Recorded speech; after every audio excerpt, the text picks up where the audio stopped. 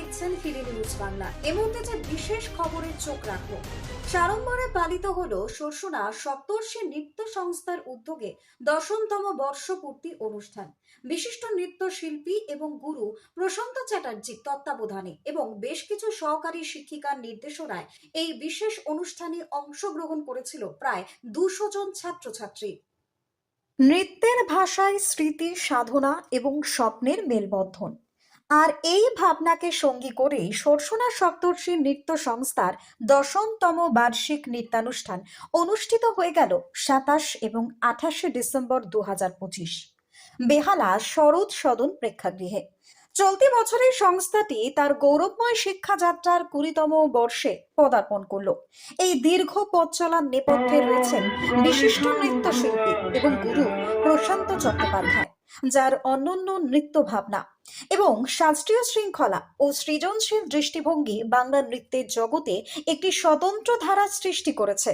তার কাছে নৃত্য কেবল মঞ্চের শিল্প নয়, বরং চরিত্র নির্মাণ, সংবেদনশীলতা এবং শৈল্পিক বোধ জাগ্রত করার এক সাধন পথ। শাস্ত্রীয় ঘরানার ভিত্তির উপর দাঁড়িয়ে সমকালীন ভাবনার নির্যাসে তিনি যে নৃত্য ভাষা নির্মাণ করেছেন, তা প্রজন্মের পর প্রজন্ম ধরে তার ছাত্রছাত্রীদের পরিবেশনার মধ্যেই প্রতিফলিত হয়েছে।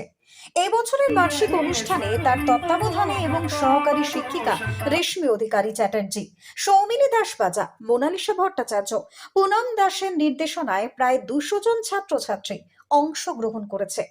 নৃত্যের উৎসবে ভারতনাট্যম, সৃজনশীল নৃত্য, আধুনিক লোকনৃত্য এবং বলিউড ঘরানার বৈচিত্র্যময় পরিবেশনা দর্শকদের নিয়ে যায় নানান অনুভবের জগতে।